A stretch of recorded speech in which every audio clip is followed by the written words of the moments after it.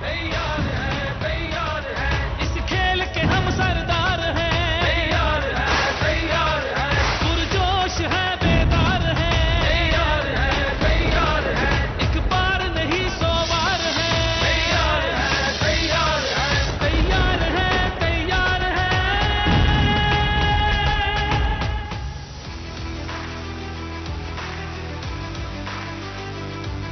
Hello and welcome to Cadbury Dairy Milk presents PSL Cricket Hangama presented by Coca-Cola, powered by Dolins. Main sponsors TikTok and brought to you by Soul City and Zameen.com. हर पता हमें पता है। PSL season 8 जो है वो full swing में जारी है और काफ़ी ज़बरदस्त परफॉर्मेंसेस हमें देखने को मिली हैं अभी अब 6 की 6 टीम से और उनके कुछ ब्रेक थ्रू प्लेयर्स बैटिंग में, बॉलिंग में, फील्डिंग के ऊपर भी काफ़ी जो है तबसरा हुआ है सो फार। और मज़ीद आज हम बात करेंगे अभी तक जो PSL कैसा गुजरा और हमारे जो हंगामा खेल्स पैनल है उनसे आज थोड़ी गपशप करेंगे, थोड़ा सा लाइटर नोट पे। We will try to make some content for you guys because ज़ाहिर है आज रेस्ट डे है। सो PSL को थोड़ा अगर हम ब्रेक दें, of course we will touch upon the performances so far, लेकिन थोड़ा ना आज हम थोड़ा गपशप करते हैं अपने पैनलिस्ट के साथ। मेरे साथ स्टूडियो में मौजूद हैं जी former Pakistan captain the prolific Salim Malik साहब, अस्सलाम वालेकुम। वालेकुम अस्सलाम। उनके साथ मौजूद हैं जी former Pakistan captain the run machine Mohammad Yousuf साहब, अस्सलाम वालेकुम। वालेकुम। और ऑनलाइन हमें ज्वाइन किया है जी the king of swing the unreadable Mohammad Asif साहब, अस्सलाम वालेकुम आसिफ। वालेकुम सलाम। यूसुफ भाई पहले तो ये बताएं कि ये जो रन मशीन का निकनेम है ये आपको कहाँ से मिला और ये इसका सोर्स क्या है, स्टोरी क्या है? बिस्मिल्लाहिर्रहमानिर्रहीम। ये जब देखिए रिकॉर्ड तो मैं पहले भी हमेशा ये कहता हूँ कि रिकॉर्ड अल्लाह ही बनवाते हैं और बनते भी टूटने के लिए। तो जब ये सर विव रिचर्ड का रिकॉर्ड अल्लाह ने तोड़वाया था मेरे से, ये उस वक्त किसी ने नाम दिया है, अब पता नहीं किसने दिया है, मेरे जहन में नहीं, लेकिन फिर जब मैं एक चैनल पे बैठा हूँ तो उन्होंने मेरा ये नाम रखा था कि रन मशीन मोहम्मद यूसुफ। अच्छा जी। और वो रिकॉर्ड अभी तक स्टिल है। वाओ। 30 साल उनका रहा है और अभी मेरा ख्याल सर विव का मेरा 30 साल बाद रिकॉर्ड टूटा है। 1976 में उन्होंने बनाया था, 19 इनिंग्स उन्होंने खेली थी, 19 ही महीने खेले और 11 मैच उन्होंने खेले, 11 ही महीने खेले। और उनकी एवरेज 90 की थी, मेरी 99 की थी। इसका ये मतलब है मैं उससे अच्छा प्लेयर हूँ, मैं तो उसके करीब भी नहीं आ सकता। जिस लेवल का विव रिचर्ड प्लेयर थे वो एक लेवल हो। उन्होंने 700 किए थे, मैंने 900 किए थे 11 मैच। और मशीन ही हो गए फिर। हाँ, वो उस टाइम अल्लाह की तरफ से था। ये नहीं कि मेरे में कोई चेंज आ गई या मैं बहुत अच्छा हो गया था। ये कुदरती तौर पे किसी का कोई अल्लाह की तरफ से निज़ाम चल जाए, वरना ये रिकॉर्ड जिसने बनाया सूट उसी को ही करता था। सूट उसी को करता था। नहीं, जिसने किया है उसको भी सूट करता था। ये तो रन मशीन बड़ा एक्यूरेट नाम है, लेकिन आपकी भी एक बड़े मजे की स्टोरी है। वैसे आपका निकनेम है स्लिम, जो आप जब एसेक्स से खेलते थे तब आपको वहाँ पे उन्होंने दिया और ये बड़ा अच्छा है इसका। आप पे अगर हम अभी भी जब आपकी क्लिप्स देखते हैं तो लोग अक्सर कमेंट यही कर रहे होते हैं, आपके खास तौर पे जो उस पार्ट ऑफ द वर्ल्ड में आपके फैंस हैं। तो आप अपने उस टाइम के बारे में थोड़ा हमें बताएं, when you used to play over there, और किस तरह आपकी बॉन्डिंग हुई विद द अदर प्लेयर्स। देखिए एसेक्स में ना बहुत कम एशियन प्लेयर खेले हैं। मेरे से पहले ना कोई था ही नहीं, आज तक नहीं खेला था। वो शायद कुछ अच्छी इनिंग्स हुई, नेहरू कप में खेले हम, फिर इंग्लैंड के खिलाफ मेरा थोड़ा बेहतर रिकॉर्ड है बाकियों की निस्बत।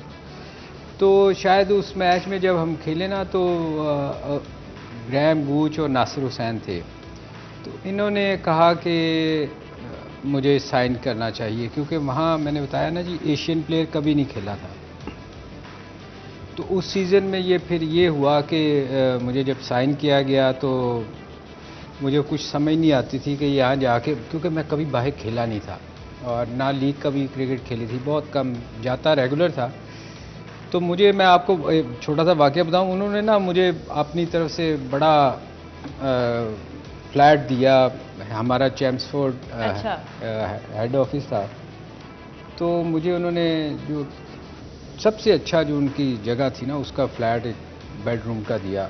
तो हमें आदत थी घरों में रहने की, क्योंकि मेरी वाइफ ने भी आना था, मेरी मदर ने आना था। तो मैंने उनको जाके कहा जी कि मैंने इधर नहीं रहना, मुझे घर दें। अच्छा, उनके जहन में ये था, जो मैं आपको बता रहा हूँ कि उनके जहनों में अभी तक ये था कि हम झोंपड़ियों में रहते हैं और हमारे यहाँ शायद कुछ होता नहीं है। तो उसने कहा तुम्हें घर क्यों चाहिए, तुम ये एक बंदे, मैंने कहा नहीं मेरी फैमिली नहीं आना है। तो ये जाके फिर मैंने कहा जी ग्रैहम गूच से पूछे, वो हमारे पाकिस्तान टूर जिन्होंने किए हैं, कि उनको पता होगा कि हमारे पाकिस्तान का लिविंग स्टैंडर्ड बहुत बेहतर है, आप ये ना समझे कि हम छोटे छोटे घरों में रहते हैं। तो ये इस किस्म के बड़े वाक़यात हैं जी। फिर ये था कि फ़र्स्ट टाइम ये हुआ कि हम चैम्पियनशिप जीते और उसमें मेरा ऑलमोस्ट हाईएस्ट स्कोर था काउंटी में। और तो ये नाम कैसे पड़ा आपका? स्लिम मुझे नहीं पता जी, वो मैं जब क्योंकि अक्सर जो है बाहर, जब आप बाहर के मुल्कों में, क्योंकि मैं भी रही हुई हूँ वहाँ पे यूके, तो थोड़ा ना जो थोड़े देसी नाम होते हैं ना, वो उनको शायद थोड़ा मुश्किल होता है पकड़ना उनके लिए।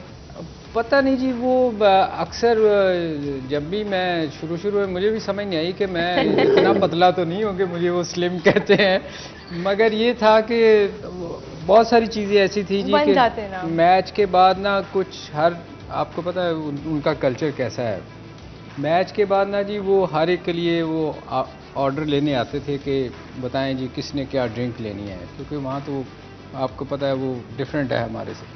तो मेरा काम होता था, पहले 2 दिन तो उनको समझ ना आई ना, मैंने कहा जी वो मेरे लिए दूध का गिलास ला दे, तो उन्होंने मेरी तरफ गौर से देखा कि ये क्या मांग रहा है। उसके बाद फिर वो यूज टू हो गए, फिर वो मेरे लिए ना कुछ नहीं लाते थे। कई दफ़ा हुआ कि मैन ऑफ द मैच में शैम्पेन आपको मिलती थी, तो वो बड़े खुश होते थे कि इसने तो लेके नहीं जानी, तो अब हमारे में किसी को बटेगी। तो ये इस किस्म की चीज़ें, मगर स्लिम मुझे नहीं पता जी किसने रखा, जिसने भी रखा है। वैसे अभी तक लोगों को याद है, क्योंकि आपके जो फैंस हैं वो अभी तक कमेंट कर रहे होते हैं और काफ़ी आपने कंट्रीब्यूट किया है भाई, वहाँ पे भी आप जितनी देर खेले हैं। आसिफ, आपका वैसे आपके साथ ही लोगों ने काफ़ी आपको निकनेम्स आई एम श्योर मिले होंगे, या प्यार से जो आपके फैंस आपको बुलाते थे या आपके टीममेट्स, तो कोई ऐसा निकनेम है जो अभी तक आपको लगता है कि स्टिक कर रहा है आपके साथ? जी, अर्ली ऑन जब हम लोग इंग्लैंड में जाते हैं, एक्चुअली निकनेम ज़्यादा गोरे ही रखते हैं, क्योंकि उनके लिए मोहम्मद आसिफ कहना थोड़ा लंबा पड़ता था। तो मैं खेलता था स्टोक-ऑन-ट्रेंट में, एशकम पार्क क्रिकेट क्लब थी, तो वो उनके साथ मैं 2 सीजन खेला, तो वो उन्होंने इफ़ी कहना शुरू कर दिया, शॉर्ट नेम। क्या कहना शुरू किया? सॉरी, इफ़ी। अच्छा, हाँ, बजाय कि मोहम्मद आसिफ के, तो उन्होंने, तो गोरे अक्सर रखते हैं, उनको चाहिए भी ऐसे शॉर्ट नेम है, निकनेम। तो एक और बड़ा अच्छा एक्सपीरियंस है, मेरे पुराने कैप्टन मेरे साथ बैठे हुए हैं, तो मेरा डेब्यू जब हुआ था ना ऑस्ट्रेलिया में, तो एक मैच मेरा अच्छा नहीं गया था, डेब्यू मैच। तो यूसुफ भाई तो कैप्टन थे उस मैच में सिडनी में। तो सबसे बुरे जो मेरा अपना एक मैच का रिकॉर्ड है वो उसी ग्राउंड में, और सबसे अच्छा भी उसी ग्राउंड में है। अच्छा। तो वो पहला मैच था, वो बुरे वाला मैं आपसे शेयर करता हूँ कि हम लोग थोड़ा सा आगे लगे हुए टेस्ट मैच में स्ट्रगल कर रहे थे और गिलक्रिस्ट खेल रहा था और मेरा डेब्यू मैच था। तो यूसुफ भाई मिड ऑफ पे शायद खड़े थे कि अब वो टी टाइम के साथ टाइम था, उन्होंने जल्दी इनिंग्स वो करनी थी, उन्होंने डिक्लेयर, तो गिलक्रिस्ट को बड़ी जल्दी थी। अब मैंने पहला बॉल किया उसको मिडल स्टंप पे, तो उसने मिड विकेट पे छक्का मार दिया। यूसुफ भाई कहते हैं यार इस तरह कर, इसको ना ऑफ स्टंप के बाहर कर। मैं ऑफ स्टंप के बाहर किया तो उसने सामने चौका या छिक्का मार दिया। कहते नहीं यार इसको और बाहर कर। मैंने उधर किया, उसने उधर भी चौका मार दिया। चौथी बॉल पे मैं कहा यूसुफ भाई फोन की करा, कहते हुन जो मर्जी करो, मैं कितनी तो बाहर ही है। तो यूसुफ भाई आपको याद है ये? जब बात ही हुई थी मैंने कहा भाई अब हमारे पे जो है करो, बोले सारी ट्राई तो कर ली थी, अब क्या करें। ये भी यंग था, भी नया आया था, पहला ही मैच था यूसुफ भाई। हाँ, डेब्यू था इसका। वाओ, नहीं ऐसा भी होता है कभी कभी, ऐसे फनी मोमेंट्स हो जाते हैं जो उस टाइम पे शायद आपको समझ है, बाद में आप याद करके। गिलक्रिस्ट के सामने तो मैंने नहीं देखा किसी को बॉलिंग की हो तो उसने ना उसको फैंटी लगाई हो। फास्टेस्ट 200 भी उसने किया हुआ है, और वो तो खैर एक अजीम प्लेयर है, उसके पास सारी शॉटें थी, और वो उसका जितना अच्छा वेट वो आगे पीछे लेके जाता था, इसीलिए बहुत डेंजरस था। और मैंने थोड़ी सी मुश्किल उसको देखी है अगर पढ़ते हुए तो वसीम भाई के आगे। वरना वो सबको उसने फेंक उन्होंने दिया शायद है। बोला भी हुआ ये, बल्कि कितने ऐसे बैट्समैन हैं जिन्होंने ये वसीम अकरम का नाम लिया है और जी। मोहम्मद का नाम लिया है। ये दो नाम तो जरूर हमने जी रोहा, सुने। एक और एक्सपीरियंस है, मैं शेयर करता हूँ जी आप आसिफ, हम वालों अभी के लिए आपके पास वापस कि- आते हैं। यहाँ पे बस हम एक छोटा सा ब्रेक लेंगे। व्हेन वी कम बैक तो हम ये बड़े मजे का किस्सा सुनेंगे आसिफ से, और हम अपने पैनलिस्ट से पूछेंगे कि कौन सी ऑपोजिशंस के खिलाफ खेलने में इनको सबसे ज्यादा मजा आया। कहीं मत जाइएगा। तैयार है,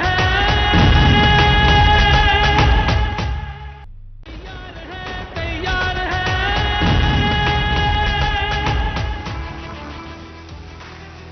जी welcome back to Cadbury Dairy Milk presents PSL cricket हंगामा, presented by Coca Cola, powered by Dawlance, main sponsors TikTok and brought you by Soul City and ज़मीन.com। हर पता हमें पता है।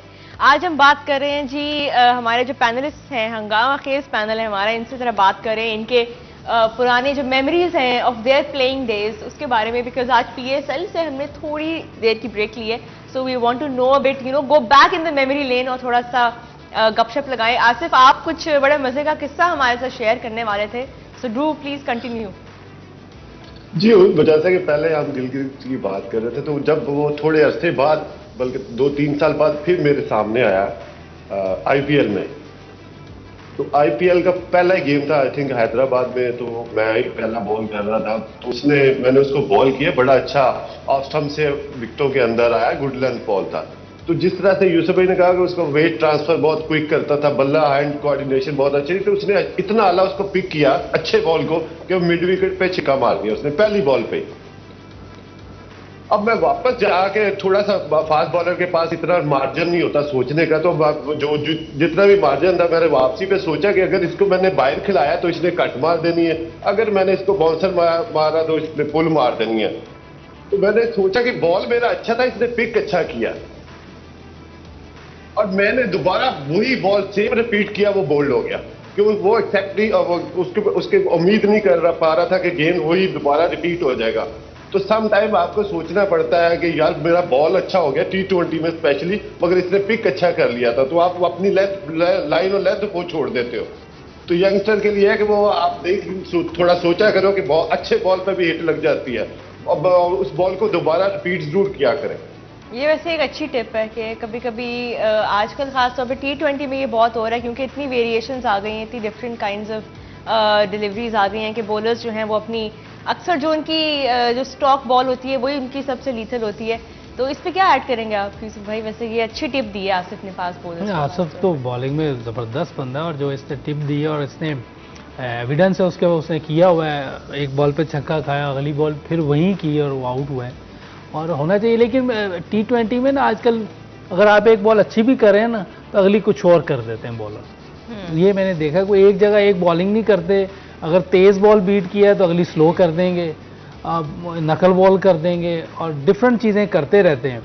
अब इसमें बाज़ का आपको फ़ायदा भी हो जाता है, लेकिन मैंने देखा ज़्यादातर नुकसान ही हुआ है जो मैंने देखा जितना मैं, क्योंकि एक जगह पे आपने एक बॉलर को मुश्किल डाली है तो दोबारा वहाँ करने की क्या मसला है, उधर आप दोबारा भी कर सकते हैं, आपकी लाइन ही चेंज हो जाती है और काफ़ी चीज़ें चेंज हो जाती है। जो मुझे लगता है कि अगर एक जगह आप किसी बॉलर को मुश्किल डाल रहे हैं बिल्कुल, तो उधर दोबारा भी कर सकते हैं। ये तो आसिफ ने तो कुछ डिफरेंट चीज़ की ना, कि वहाँ छक्का पड़ा है लेकिन इसने सोचा है बड़ा कि इसको तो brave कहीं भी था। करेंगे तो ये मारेगा, तो ये मेरा बॉल अच्छा था लेकिन उसने अच्छा पिक किया, मैं दोबारा करता हूँ। ये दलेरी भी थी, दलेरी दलेरी is the भी right है word. कि इसने दोबारा उधर ही की। और क्रिकेट में अगर आप फेयरलेस हैं तो आप कामयाब हैं, अगर आपके दिमाग में फेलियर है, एज ए बैट्समैन मैं बता रहा हूँ, अगर मैं बाहर से ये लेके जाऊँगा माइंड में, मैं आउट ना हो जाऊँ कहीं, तो मैं आउट हूँ। तो मुझे जाना है कि मैंने 100 करना है, मैंने स्कोर करना आपको है। लगता है कि आजकल के जो प्लेयर्स हैं अराउंड द वर्ल्ड उनको ये ज़्यादा, क्योंकि कुछ टीम्स जो हैं, जिस तरह इंग्लैंड की टीम है अपनी, उनकी अगर हम वाइट बॉल बल्कि देखें, बल्कि अब तो रेड बॉल ने भी थोड़ा सा इस माइंडसेट से बाहर आए हैं वो व्हेन दे प्ले क्रिकेट की, फियरलेसनेस, बेन स्टोक्स की कैप्टनसी में खास तौर पर। नहीं, इंग्लैंड देखें, इन्होंने वाइट बॉल तो पहले से खेल रहे हैं। वो टेस्ट क्रिकेट अभी बेन स्टोक और जो ये मैकलम दो इकट्ठे मिले, ये दोनों ही ऐसे ही क्रिकेट खेलते थे। मैकलम ने जब टीम मिली थी उसने यही कल्चर लेके आया था अपनी टीम में, उसने न्यूजीलैंड की टीम को और ज़्यादा मुस्तहकम किया था।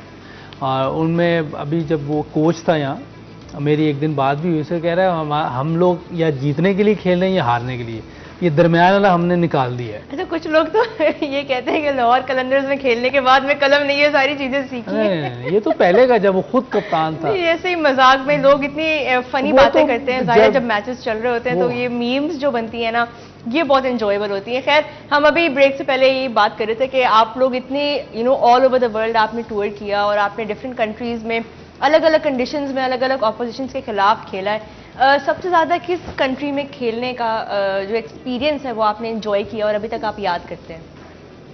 देखिए, वैसे तो सारी जगह ही हैं अच्छी, कोई भी बुरी नहीं है, मगर इंडिया और इंग्लैंड में खेलने का ज़्यादा मज़ा आता था।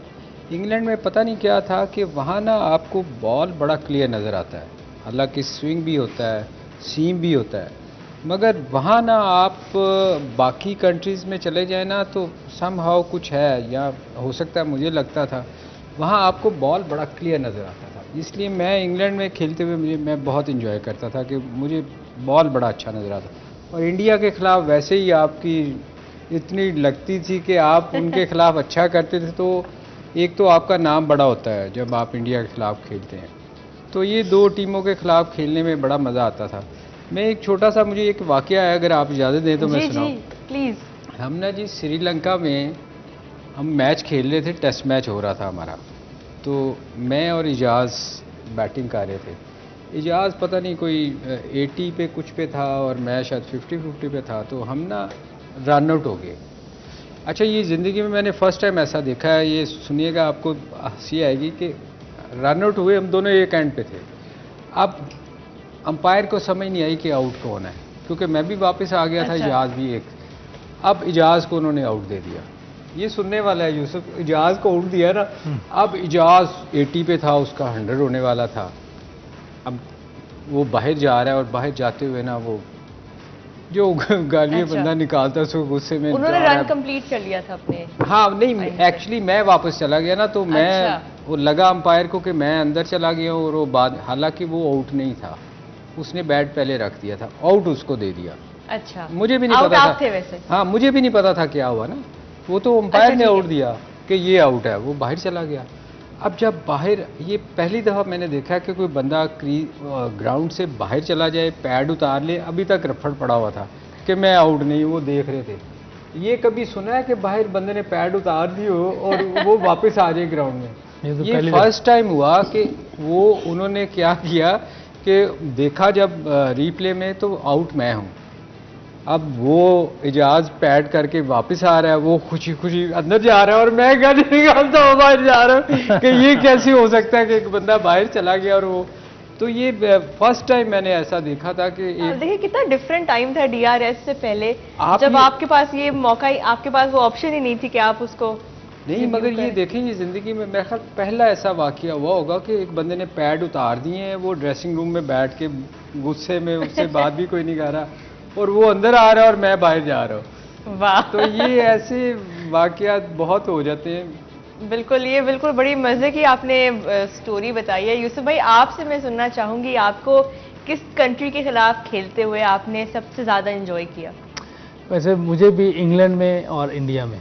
अपनी तो होम ग्राउंड तो है ही है, ये पाकिस्तान से बाहर जो है सबसे ज़्यादा, क्योंकि मैं वाहिद प्लेयर हूँ एशियन जिसने एक सीरीज़ में इंग्लैंड में सबसे ज़्यादा रन्स किए, एशियन जो है, और वो भी 4 मैच सीरीज़ में, कोई 5-5 भी खेले हुए लोग। तो मुझे इंग्लैंड में रिकॉर्ड भी बहुत अच्छा है देखा जाए तो, और वैसे भी जो क्रिकेट का मज़ा वहाँ इंग्लैंड में शायद ही दुनिया में कहीं। वैसे क्रिकेट के अलावा, क्योंकि वहाँ पे आप जाते थे, घूमते थे, तो किस तरह कल्चर कैसा आपने वहाँ पे? बहुत ज़बरदस्त जगह है क्रिकेट के लिए। एक तो बड़ी कोई खास शहर जहाँ पे आपको बड़ा मुझे ज़्यादा मज़ा मैनचेस्टर साइड पे आता है, नॉर्थ साइड पे। वहाँ पे तो बहुत पाकिस्तानी बहुत है और वेदर भी मज़े का है, और लंदन में एक तो रश बहुत है और वेदर भी एक ऐसे लगता है जैसे आप लाहौर से निकल के फिर लाहौर चले गए हैं, कोई इस तरह का ही है। ड्राइव बड़ा मुश्किल है, आप ट्यूब में ही सफ़र कर सकते हैं, अगर आप गाड़ी में बैठ गए तो 1-2 घंटे तो कहीं भी नहीं गए कहीं पहुंचने के लिए। हर जगह ट्रैफिक लाइट, हर 2 मिनट। बारिश इतनी ज़्यादा, बारिश तो नॉर्थ साइड पे होती है, लेकिन ये है कि जो क्रिकेट का मज़ा है इंग्लैंड में, और लॉर्ड्स, स्पेशली लॉर्ड्स में, और लॉर्ड्स में अल्लाह ने 200 भी करवाया हुआ है, तो उसमें तो और ज़्यादा मज़ा है।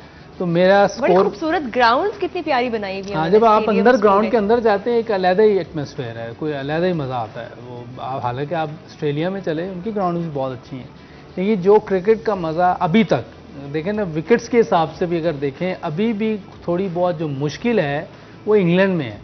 बाकी दुनिया में क्रिकेट में वो टेस्ट क्रिकेट वाली जो मुश्किल होती थी वो इतनी नहीं रही, लेकिन इंग्लैंड में अभी भी बॉल सीम हो जाता है, स्विंग हो जाता है। अगर आप लास्ट वर्ल्ड कप देखें 2019 में, अचानक बॉल स्विंग बिल्कुल। होना शुरू होता था। तो ये उधर इंग्लैंड में खूबसूरती, आप सेट खेल रहे हो तो तब भी सेट नहीं है आप सेट खेलते हुए सेट नहीं, किसी टाइम भी बॉल मूव हो सकता है, कुछ भी हो सकता है, सीम हो सकता है। तो टफ जगह है खेलने के लिए। अच्छा, वहाँ के लोगों को बड़ा प्यार है क्रिकेट से, हाँ, तो ये स्टेडियम से फुल बड़ा होते फर्क हैं, पड़ता है, स्टेडियम लोग फुल आते होते हैं हैं, आप देखने। देखें, आते हैं लोग, शौक से क्रिकेट देखते हैं और बड़ा इंजॉय करते हैं और दोनों टीमों को अप्रिशिएट करते हैं। ये बड़ी अच्छी चीज़ है। बिल्कुल। असल में उस वहाँ ना इंग्लैंड में एक चीज़ और है, आप कह रहे हैं ना कि लोग आते हैं शौक से देखने के लिए, उसकी रीज़न है क्योंकि जो बूढ़े लोग हो जाते हैं ना जी, वो मेंबरशिप उनकी होती है हर ग्राउंड्स के साथ और उनको करने को कुछ होता नहीं, तो वो उनके लिए एक तो टिकट सस्ती होती है और एक मेंबर होते हैं। तो वो आप देखें काउंटी मैचेस में भी, यूसुफ भी खेले हैं, मैं भी, काउंटी मैचेस में भी आपकी ग्राउंड्स फुल होती थी। उसकी रीज़न ये थी कि वो आप अपनी टीम को सपोर्ट करने आते थे और हर काउंटी मैच में आपको ग्राउंड फुल नज़र आती थी, जो जितनी भी उनकी बड़ी। बिल्कुल। तो ये वहाँ का एक कल्चर है कि वो बड़ा आके टीमों ये को बहुत support फर्क पड़ता है इससे, आप किस तरह हर सेगमेंट ऑफ द पॉपुलेशन को आप कैसे इंक्लूड करते हो, not only the young people of course but.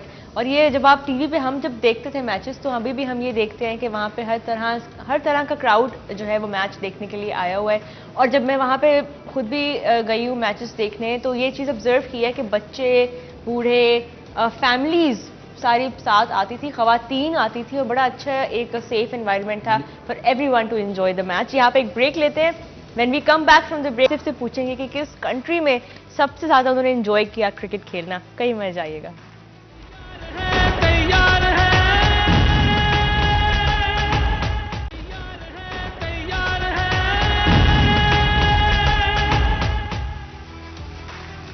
Ji, welcome back to Cadbury Dairy Milk presents PSL cricket हंगामा, presented by Coca Cola, powered by Dawlance, main sponsors TikTok and brought you by Soul City and ज़मीन.com। हर पता हमें पता है। Break से पहले बड़े मजे की एक डिस्कशन जो है, गपशप चल रही थी। फॉर्मर जो लेजेंड्स बैठे हुए हमारे साथ, उनसे बात हो रही थी कि कहाँ कहाँ खेलना उन्होंने बड़ा इंजॉय किया। आसिफ, अब मैं आपकी तरफ आऊंगी। इंग्लैंड और इंडिया जो है, ये दो टीम्स, जो ये दो मुल्क हैं, इनके बारे में बात अभी हुई है। आपकी पर्सनल कौन सी फेवरेट जगह है जहां से आपने क्रिकेट खेली है?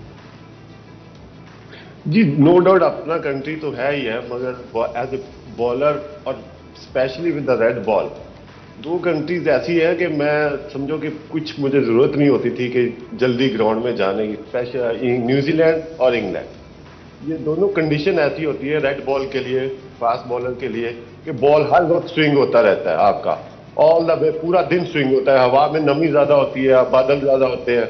अब फास्ट बॉलर उस वक्त थोड़ा सा ट्रबल में आता है जब सूरज निकल आए, तो उस वक्त थोड़ा स्विंग होना कम हो जाता है। As a bowling with a paradise, दो कंट्रीज ऐसे थे। जैसे मैं काउंटी भी खेला हूँ लेस्टरशायर से, तो वहाँ 5 दिन क्रिकेट होती थी, 4 डे मैच के बाद 5वें दिन वनडे। तो एक आध वीक के बाद ही मैं थोड़ा सा ना टाइड हो गया था कि मैंने उनको बोला कि मैं 2 घंटे पहले नहीं आ सकता, मैं आधा घंटा पहले आया करूंगा, दैट्स ऑल। आके हल्का सा वार्म अप किया और ग्राउंड के अंदर, तो वो ऐसी कंडीशन थी कि आप रेड बॉल के साथ कि बंदा सो के उठ के भी जाए तो मैं आउट कर लेता था। तो मैं तो उन दो कंट्रीज को एज ए फास्ट बॉलर बहुत एंजॉय किया मैंने। चले, ये इंग्लैंड का नाम जो है ये तीनों ने लिया है, तो आई थिंक इंग्लैंड खुद भी बड़ी खूबसूरत जगह है। इसमें मैं एक और ऐड करूँगी, इसमें काउंटी क्रिकेट फास्ट बॉलर के लिए बड़ी मुश्किल है। उसकी रीज़न ये है कि हमारे ना 14-14 दिन कोई रेस्ट नहीं होता था और 102 ओवर रोज़ आपने करने होते थे। और जैसे आसिफ बता रहे हैं ना कि आपको 1 घंटा 1.5 घंटे की ट्रैवलिंग करनी पड़ती थी और सुबह 9:30 बजे जाके ट्रेनिंग करनी, उसके बाद फिर मैच होना और 102 ओवर आपने ग्राउंड में रहना है, चाहे बैटिंग है या फील्डिंग है। बड़ा तो टफ ये होता है बड़ा जैसे वकार और वसीम बड़ा उन्होंने ना बड़ा प्लान के साथ काउंटी खेली थी। वो कुछ मैच छोड़ देते थे उन्होंने कॉन्ट्रैक्ट किया हुआ था कि जी इतने मैच हम खेलेंगे, इतने हम मैच नहीं खेलेंगे, ताकि रेस्ट रहे। अन्ना आप देखो जो काउंटी खेलते हैं ना, जो लंबा काउंटी खेलते हैं, जो उनके भी कुछ प्लेयर आप काउंटी के देखें, उनका दिल ही नहीं करता कुछ और करने को, क्योंकि वो एक जॉब है। सुबह 8 बजे आपने उठ के ग्राउंड में आना है और रात को 10 बजे आपने वापस जाना है। वाओ, तो ये बड़ा बहुत टफ है और बड़ा डिफिकल्ट होता है टू कीप योरसेल्फ। सलीम भाई इसीलिए सलीम भाई मैंने उनको बोल दिया था कि मैं 8 बजे नहीं, मैं 10:30 बजे ग्राउंड में आता, तो 11 बजे अगर स्टार्ट होता था 4 डे तो मैं 10:30 बजे पहुंचता था। नहीं, ये फास्ट बॉलर ये के तो लिए आप बहुत ऑन टाइम मुश्किल हुए ना फिर। नहीं, आधा घंटा पहले पहुंचता। अच्छा, वैसे इंडिया का भी आप दोनों ने नाम लिया और इंडिया में भी पाकिस्तान क्रिकेट के बड़े फैंस हैं, बहुत फॉलो करते हैं, तो कोई ऐसी स्टोरी या मेमोरेबल आपको याद आता है फैंस के साथ जो इंटरेक्शन आपकी हुई हो ग्राउंड्स में या वैसे ही? वैसे इंडिया में ना जी बहुत सारी हैं चीज़ें ऐसी। मुझे याद है कि इंडिया जब हम क्वार्टर फाइनल आ रहे थे ना, जब सईद और आमिर ने बहुत अच्छा स्टार्ट दिया था, तो उस वक़्त उन्होंने क्या किया था कि वहाँ के बाल ठाकरे हुआ करते थे जी, जो अक्सर पाकिस्तान प्लेयर्स के ऊपर बड़ी तनकीद करते थे कि ये आएंगे। आपको याद है बहुत देर पाकिस्तान बॉम्बे में नहीं खेला जब हालात अच्छे थे, क्योंकि वो बॉम्बे से थे, वो कहते थे जी यहाँ जो आएगा हम टीम को नहीं खेलने देंगे। तो वो क्वार्टर फाइनल था जी, तो उन्होंने क्या किया कि हमें अंडर प्रेशर करने के लिए जब आप ग्राउंड से निकले तो मैंने इतनी गाड़ियाँ ज़िंदगी में कभी नहीं देखी थी किसी के साथ, टीम के साथ जाते हुए ना। कोई 100 के हिसाब से गाड़ियाँ थी, गाड़ियाँ नहीं ख़त्म हो रही थी। और हमें डराने के लिए उन्होंने क्या किया हुआ था कि पता नहीं क्या हो जाएगा। हमारी कोच जा रही थी, एक साइड पे एक कोच थी, दूसरी साइड पे 2 दूसरी, और हमें कह रहे थे नीचे रहना। मतलब मेंटली उन्होंने इतना आपको टॉर्चर किया हुआ था कि आप ग्राउंड तक जाते जाते सोचें कि पता नहीं अंदर जाके क्या होना है। उसके बावजूद आई थिंक आमिर ने और सईद ने इतनी ग्रेट इनिंग खेली थी जो हम फ़ायदा ना उठा सके। खैर वो दूसरी एक स्टोरी है, पर ये इंडिया में इस तरह की हरकतें भी होती रही हैं। यूसुफ भाई, आपके भी बहुत मेमोरेबल टाइम गुजरा होगा, जाहिर है वहाँ पे भी फैंस की इंगेजमेंट, जिस तरह हम इंग्लैंड की अभी बात कर रहे थे कि कितने लोग वहाँ पे मोहब्बत करते हैं क्रिकेट के साथ, इंडिया में तो एक और ही लेवल पे, जिस तरह यहाँ पे पाकिस्तान में होता है वैसे ही वहाँ पे भी लोगों को मोहब्बत है, जुनून है क्रिकेट का। तो कोई शक नहीं कि इंडिया में भी जो क्रिकेट को लोग पसंद करते हैं और बहुत सारे पसंद करते हैं, और जितना बड़ा मुल्क है, कितनी ज़्यादा आबादी है, मेरा ख्याल है कि सारा मुल्क ही क्रिकेट को पसंद करता है और पाकिस्तान क्रिकेटर्स को बहुत पसंद करते हैं वो लोग। जैसे पाकिस्तान में इंडिया बहुत अरसे बाद आई थी 2004 में, तो यहाँ लोगों ने उनके, मेरा ख्याल है कई जगह पे खानों के पैसे भी नहीं लेते थे, वो खुद बताते हैं या अपने इंटरव्यूज़ में वो बताते थे। इसी तरह जब हम वहाँ जाते थे वो भी ऐसे ही करते थे, शॉपिंग फ्री हो जाती थी बहुत जगहों पे, शायद इधर भी होती हो, उधर तो बहुत शॉपिंग वो फ्री होती थी, और मोहब्बत करते हैं क्रिकेटर्स को, ऐसी बात नहीं है। और प्लेयर्स के भी आपस में बाद में बहुत बेहतरी होती थी। कौन से टीम में ऐसा प्लेयर, जब आप खेलते थे, कौन से टीम में ऐसा प्लेयर था जिनके सबसे ज़्यादा फैंस, ख़ास तौर पे जो फीमेल फैंस थी, सबसे ज़्यादा उनको मिलने आती थी? अफरीदी और शुएब, नो डाउट। अफरीदी और शुएब दोनों स्टार थे, इसमें कोई शक नहीं, दोनों पूरी स्टार, दुनिया में उनके जो है दोनों फुल स्टार थे। वो तो एक वाकया तो मैंने पहले ही बता दिया था आपको, बड़ा अच्छा वाकया था वो। और ये शुएब के तो बहुत वाकयात हैं। शुएब तो खैर एक सुपरस्टार, दोनों का एक वो करिश्मा था, स्टार्स से कहते बिल्कुल, हैं इसमें कोई शक नहीं। उन दोनों की बहुत ज़्यादा फैन फॉलोइंग थी, अभी तक है नो डाउट, और आपकी भी। और मतलब हम अभी वही बात कर रहे हैं कि दुनिया में जहाँ जहाँ से आप क्रिकेट खेले हुए हैं, कोई ना कोई कनेक्शन आपका ज़रूर है उन मुल्कों के साथ, वहाँ के फैंस के साथ। जैसे हम अभी निकनेम की बात कर रहे थे, आसिफ आपकी क्या मेमोरीज हैं इंडिया के अगेंस्ट जब आप खेले हैं? तो आई एम श्योर के ग्राउंड में जो बैटल्स होती थी between players, of the field किस तरह की इंटरेक्शन आपकी होती थी विद द प्लेयर्स, और कोई मेमोरेबल अगर आप शेयर करें, because we'd love to hear it. मेरा तो एक्चुअली कैरियर ही इंडियन टीम्स के साथ हुआ। जो कराची टेस्ट था बड़ा मेमोरेबल, मेरी जिंदगी में भूल नहीं सकता। वो हारा हुआ मैच था अगेंस्ट इंडिया कि हम लोग जीते थे। और इंडिया में जैसे हम IPL खेले हैं और भी काफ़ी सारे टूर किए। MRF अकेडमी में 1-2 दफ़ा गया हूँ चेन्नई साइड पे, तो बहुत क्रिकेट के चाहने वाले हैं उनकी आप आईपीएल के मैचेस देखें जो जून जुलाई में दिन के 2 बजे हाल फुल होता है, इतनी गर्मी 45-50 डिग्री में, तो वो क्रेजी लोग हैं, क्रिकेट के दीवाने हैं। और हमेशा से पाकिस्तान इंडिया का मैच है जो आप देखिए आईसीसी भी ज्यादा मैचेस करवाता है इवेंट में कि रेवेन्यू बहुत जनरेट होता है, आपका क्राउड फुल होता है। अभी यो यूएसए और वेस्ट इंडीज के दरमियान बहुत लड़ाई पड़ी, जो अगले वर्ल्ड कप है यूएसए कह रहा है कि इंडिया पाकिस्तान का मैच हमारे पास हो, वेस्ट इंडीज क्रिकेट बोर्ड चाह रहा है कि इंडिया और पाकिस्तान का मैच उधर उनकी साइड पे हो, क्योंकि ये जो अगला वर्ल्ड कप होने वाला वो यूएसए और वेस्ट इंडीज कैरिबियन साइड दोनों में कंटिन्यू होगा। तो अभी भी देखें एक मैच के लिए यहाँ पे लड़ाई पड़ी हुई है, 2 बोर्डों के दरमियान की, इंडिया पाकिस्तान का मैच यहाँ पे हो। ऑब्वियसली इतना रेवेन्यू जनरेट होना और व्यूअरशिप इतनी होती है इंडिया पाकिस्तान के मैच में, और लुक लाइक जंग हो रही है। बिल्कुल, ये थोड़ा सा ज़रूर है, लेकिन ये है कि हमने अभी बहुत इंटरेस्टिंग बातें सुनी है, गपशप की है अपने फॉर्मर प्लेयर्स के साथ।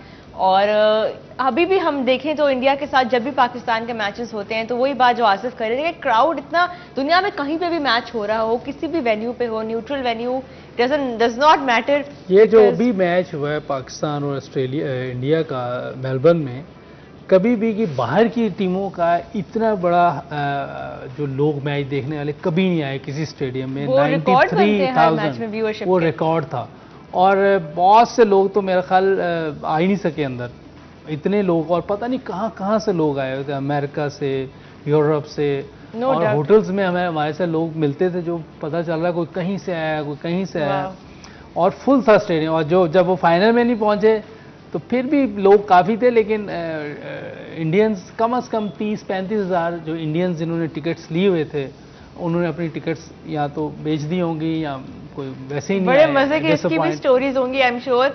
यहाँ पे जो है प्रोग्राम का वक्त खत्म होता है, हम इस पर डिस्कशन करेंगे अपने 11 बजे वाले शो में, थोड़ी और गपशप लगाएंगे with our panelist. So we will see you at 11, तब तक के लिए अल्लाह हाफिज।